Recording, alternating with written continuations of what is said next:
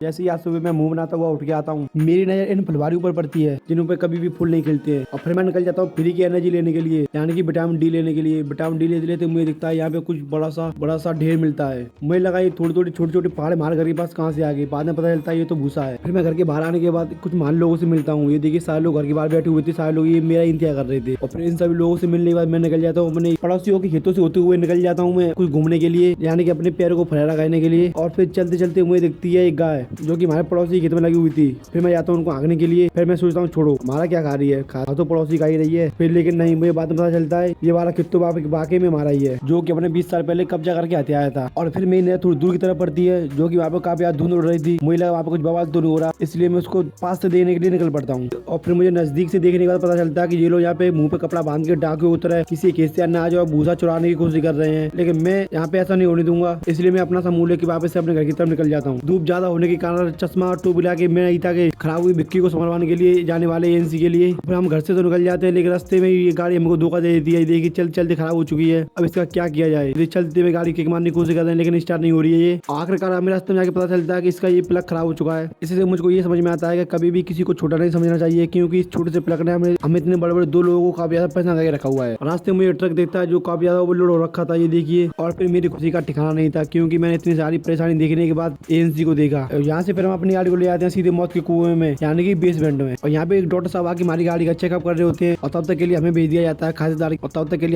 जाता है खातिरदारी के लिए कस्टमर रूम में आराम करने के लिए, जहाँ पे हम लोग जाके अपने राजा बाबू की तरफ पैर रख के आराम से आराम करते हैं। आराम करने के बाद हमारी गाड़ी सही हो चुकी है, ये देखिए हमारी गाड़ी खड़ी हुई है। और फिर मैं क्या देता हूँ, गाड़ी को टेबल के ऊपर चढ़ा के पंखे से लटकाने की कोशिश, लेकिन रस्सी न होने के कारण गाड़ी बच जाती है। और फिर हम अपनी गाड़ी को मौत के कुएं से निकाल के ले चलते हैं अपने घर के लिए। अगर आप सादाबाद आते हो और आपने यहाँ पे आके कचौड़ी नहीं खाई तो क्या खाया, मैं बताता हूँ हमने यहाँ पे आके क्या खाया। हमने यहाँ पे आकर के खाए मालपुए, जो कि काफी ज्यादा स्वादिष्ट और अच्छे थे। सुबह सुबह हम अपने घर से तो निकल चुके थे, लेकिन दोपहर में हमें वापस से अपने घर की याद आती है, इसलिए हम लौट के बुद्धू अपने घर को वापस आ जाते हैं। और फिर शाम होती है, हमारे घर के सारे लोग निकल जाते हैं किसी पार्टी में दावत खाने के लिए इस गाड़ी में बैठकर। ये देखिए हमारा पूरा घर खाली खाली हो चुका है, इसलिए आज तो पूरे घर में आपके भाई का ही राज है। राज तो कुछ नहीं है, सारे राज का खुलासा हो चुका है और घर पे कोई नहीं है। इस बात का सबूत ये है कि इसलिए आज मैंने बाहर से खाना मंगाया है, 2 प्लेट जापानीज खाना, जो कि हमारे यहाँ पे चाउमीन बोलते हैं, और ये एक कोका कोला की बोतल, वो सॉरी पेप्सी की बोतल।